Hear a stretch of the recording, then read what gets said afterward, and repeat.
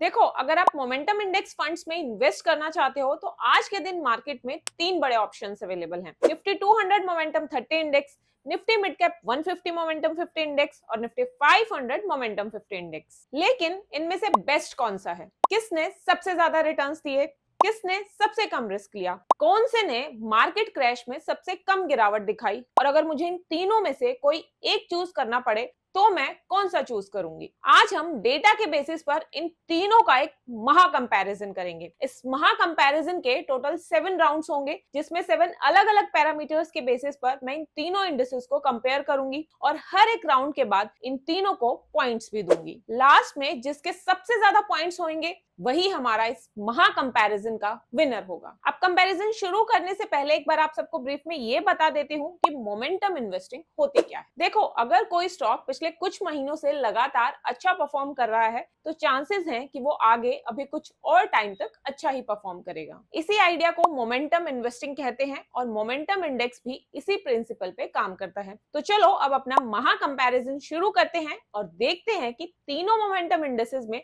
सबसे बेस्ट कौन सा है। तो चलो शुरू करते हैं राउंड 1 से, जिसमें मैं इन तीनों के ट्रेलिंग रिटर्न्स को कंपेयर करूंगी। इसके लिए इनके पिछले 1 साल, 3 साल, 5 साल, 10 साल और लोन से लेकर अभी तक के रिटर्न्स को हम कंपेयर करेंगे। अब सबसे पहले आप एक चीज नोटिस करो, इन तीनों मोमेंटम इंडेसेस ने लॉन्ग टर्म में हर एक टाइम पीरियड में अपने पेरेंट इंडेक्स से बेटर रिटर्न्स दिए हैं। सिर्फ लास्ट 1 ईयर में ही ये अपने पेरेंट इंडेक्स से पीछे रहे हैं। मतलब मोमेंटम स्ट्रेटेजी ने लॉन्ग टर्म में कंसिस्टेंटली वैल्यू तो क्रिएट की है। अब अगर तीनों मोमेंटम इंडेसेस को आपस में कंपेयर करें तो निफ्टी मिड कैप 150 मोमेंटम 50 ने हर टाइम फ्रेम में सबसे ज्यादा रिटर्न्स दिए हैं। अगर रिटर्न्स में गैप देखें तो मिड कैप इंडेक्स ने बाकी दोनों इंडेसेस के कंपैरिजन में 3 से 6% तक के ज्यादा रिटर्न्स दिए हैं। दूसरी तरफ निफ्टी 500 मोमेंटम 50 सेकंड पोजीशन पर है, जबकि निफ्टी 200 मोमेंटम 30 जो है ना वो थर्ड पोजीशन पर है। तो सिर्फ ट्रेलिंग रिटर्न्स के बेसिस पर देखा जाए तो पहले राउंड का क्लियर विनर है Nifty mid cap 150 momentum 50 index और इसे मैं 3 पॉइंट्स देती हूँ। फिर निफ्टी 500 मोमेंटम 50 को मैं 2 पॉइंट्स दे रही हूँ और निफ्टी 200 मोमेंटम 30 को 1 पॉइंट।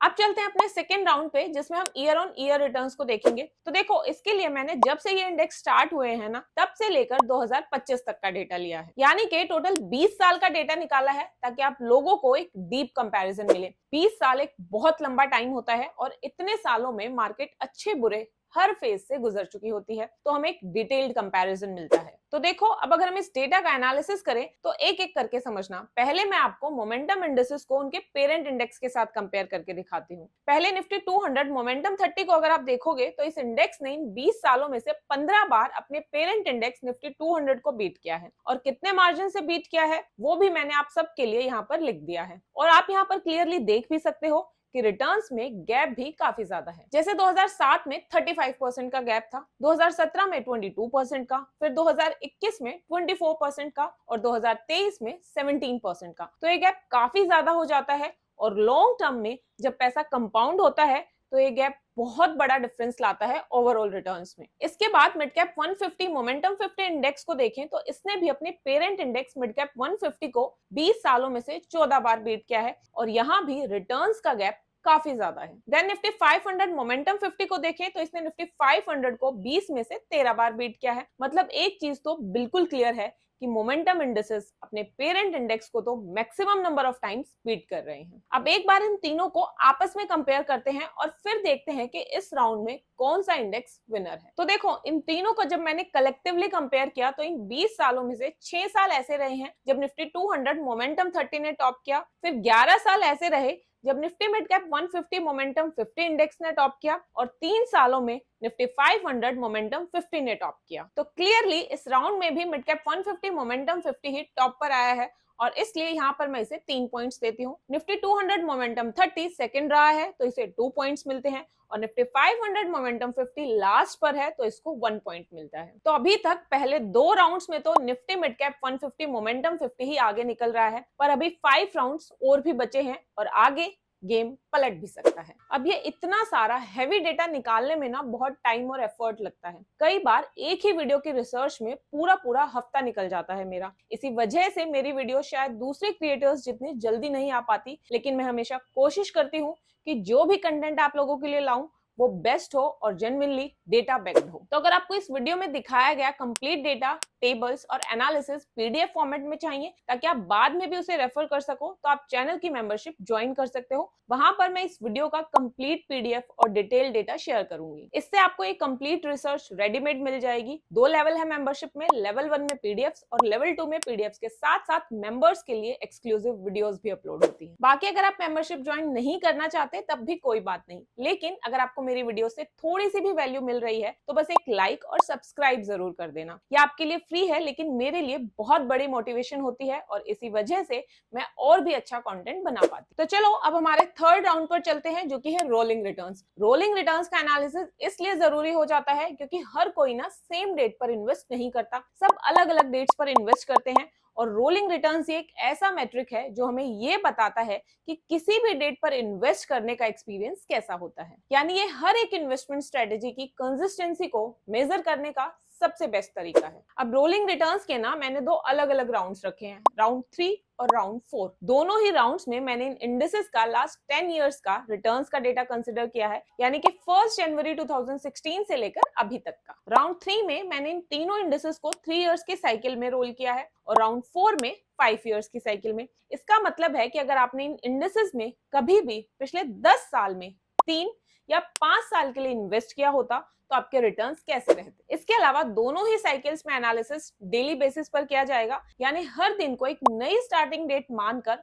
फिर रिटर्न्स कैलकुलेट होंगे। ये रोलिंग रिटर्न्स का डेटा आपको इंटरनेट पे या और कहीं भी किसी भी वेबसाइट पर नहीं मिलेगा, तो ये दोनों राउंड्स का डेटा प्लीज ध्यान से देखना। ये सब कुछ मैंने खुद बैठकर कैलकुलेट किया है। तो चलो शुरू करते हैं राउंड 3 का एनालिसिस, जिसमें डेली बेसिस पर 3 इयर्स की साइकिल में मैंने इनके रिटर्न्स को रोल किया है। आप यहाँ टेबल में देख सकते हो, निफ्टी मिड कैप 150, मोमेंटम 50 ने इन तीनों में सबसे ज्यादा 23% के एवरेज रिटर्न्स दिए हैं। वहीं बाकी दोनों के जो एवरेज रिटर्न्स हैं वो 20 और 18% है। इसके बाद मैक्सिमम रिटर्न्स में भी Nifty mid cap 150 momentum indices ही सबसे आगे है। फिर मिनिमम रिटर्न्स अगर देखें तो इसमें सबसे अच्छा परफॉर्म किया है निफ्टी 200 मोमेंटम 30 ने, और इसका रीजन है लार्ज कैप एक्सपोजर। इसके बाद नेगेटिव रिटर्न्स मिलने के चांसेस भी सबसे ज्यादा निफ्टी मिड कैप 150 मोमेंटम 50 में ही है, 1.4%। हालांकि बाकी दोनों के कंपैरिजन में ये बहुत ज्यादा नहीं है, बट हाँ अगर एग्जैक्ट नंबर देखोगे तो 1% का डिफरेंस है। अब सबसे इंटरेस्टिंग स्टेट्स है कि 20% से ज्यादा रिटर्न्स कितनी बार मिले हैं। तो यहाँ पर निफ्टी 200 मोमेंटम 30 में 44% ऑफ द टाइम्स में 20% से ज्यादा के रिटर्न्स मिले हैं। निफ्टी 500 मोमेंटम 50 में लगभग 51% ऑफ द टाइम्स,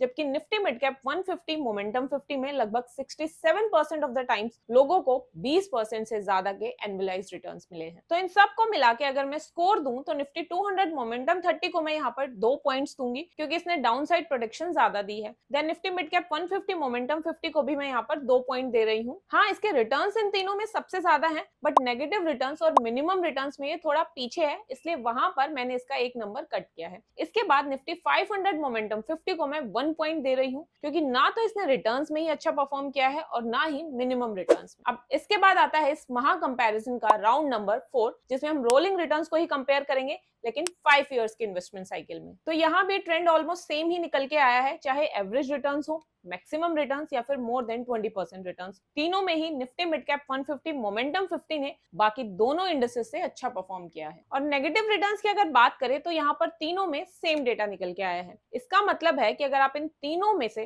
किसी भी इंडेक्स में इन्वेस्ट करते हो और उसे 5 साल के लिए होल्ड करते हो, तो आपके नेगेटिव रिटर्न्स मिलने के चांसेस जो हैं वो तीनों में सेम है, 0.07, मतलब 0 ही समझ लो एक तरह से। तो अब पॉइंट्स अगर मैं दूं तो निफ्टी 200 मोमेंटम 30 को 2 points, Nifty mid cap 150 momentum 50 को 3 पॉइंट्स। 3 इसलिए क्योंकि एक नंबर जो मैंने इसका पीछे काटा था नेगेटिव रिटर्न्स की वजह से, वो इस बारी से मिल जाएगा। और निफ्टी 500 मोमेंटम 50 को मैं 2 नंबर देती हूँ। रोलिंग रिटर्न्स का एनालिसिस देखने के बाद चलते हैं ड्रॉ डाउन रिटर्न्स पे, यानी कि अपने नेक्स्ट राउंड पे, round number 5। Draw down returns का मतलब है कि जब मार्केट गिरती है तब ये इंडेक्स कितने गिरते हैं। तो इनके कंपैरिजन के लिए मैंने पिछले 4 ड्रॉडाउन्स का डेटा लिया है जो कोविड और उसके बाद आए हैं। अब आप यहाँ इस डेटा में देख सकते हो कि कोविड में जो फॉल आया था उसमें निफ्टी 200 मोमेंटम 30 सबसे कम गिरा था। इसके बाद 2022 में इन्फ्लेशन और रशिया यूक्रेन वॉर की वजह से जो फॉल आया था उसमें सबसे कम निफ्टी मिड कैप 150 मोमेंटम 50 गिरा था। फिर सितंबर 2024 में एफआईआईज आउटफ्लो, लो अर्निंग्स और हाई वैल्यूएशंस की वजह से मार्केट काफी गिरी थी और इस टाइम पीरियड में भी सबसे कम Nifty mid cap 150 momentum 50 index ही गिरा था, करीब 24%, जबकि बाकी दोनों इंडेक्सेस 29% से गिरे थे। देन सबसे रीसेंट जो फॉल आया वो नवंबर 2025 से लेकर मार्च 2026 के बीच में था।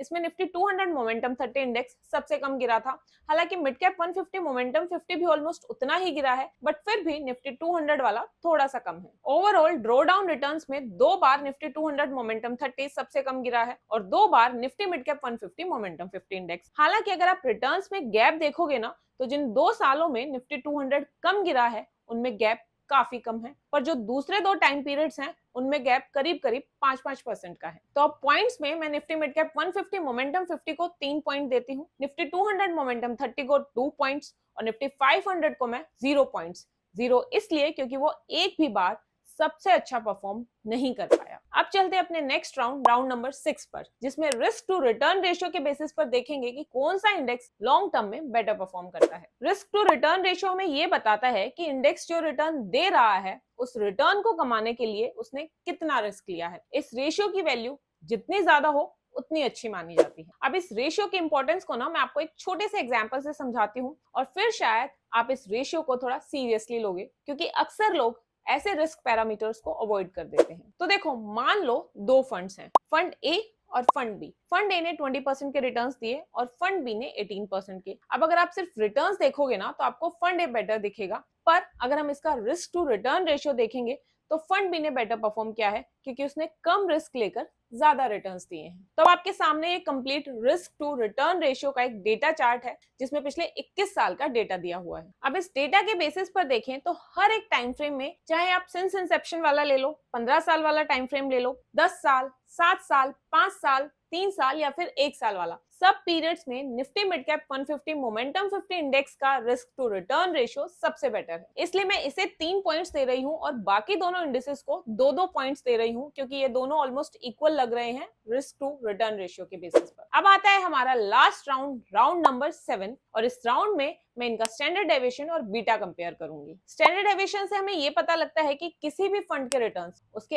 एवरेज रिटर्न्स के कंपैरिजन में कितना ऊपर या नीचे जाते हैं। जैसे कि अगर मान लो किसी फंड का स्टैंडर्ड डेविएशन 5% है और उस फंड के एवरेज रिटर्न्स 20% रहे हैं, तो इसका मतलब है कि उस फंड ने 20+5 या फिर 20-5 के रेंज में रिटर्न्स दिए हैं, यानी कि उस फंड के मैक्सिमम रिटर्न्स 25% तक गए हैं और मिनिमम 15% तक। Now the rule for standard deviation is lower the standard deviation much better, predictable and stable the fund is. ऐसे ही अगर बीटा के बारे में मैं आप सबको बताऊं तो ये हमें बताता है कि एक फंड अपने बेंचमार्क के कंपैरिजन में कितना कम या ज्यादा वोलेटाइल है। किसी फंड का बीटा अगर 1 है तो इसका मतलब है कि वो फंड अपने बेंचमार्क के जितना ही वोलेटाइल है। बीटा अगर 1 से कम है तो इसका मतलब हुआ कि फंड बेंचमार्क के कंपैरिजन में कम वोलेटाइल है, और अगर बीटा 1 से ज्यादा है तो इसका मतलब है कि फंड बेंचमार्क के कंपैरिजन में ज्यादा वोलेटाइल है। तो हम उस इंडेक्स को प्रेफरेंस देंगे जिसका बीटा कम से कम हो। अब डेटा अगर देखें तो स्टैंडर्ड डेविएशन सबसे कम निफ्टी मिड कैप 150 मोमेंटम 50 का है, चाहे 1 साल का पीरियड हो या फिर 5 साल का। देन बीटा जो है वो भी मिड कैप मोमेंटम इंडेक्स का ही बेस्ट है, चाहे फिर 1 साल का टाइम पीरियड हो या फिर 5 साल का। तो इस राउंड में भी निफ्टी मिड कैप 150 मोमेंटम 50 ही सबसे आगे निकल रहा है, इसलिए मैं यहाँ पर इसे 3 पॉइंट्स देती हूँ। निफ्टी 200 मोमेंटम 30 को 2 पॉइंट्स और निफ्टी 500 मोमेंटम 50 को 1 पॉइंट। तो फाइनली हमारे इस महा कंपैरिजन के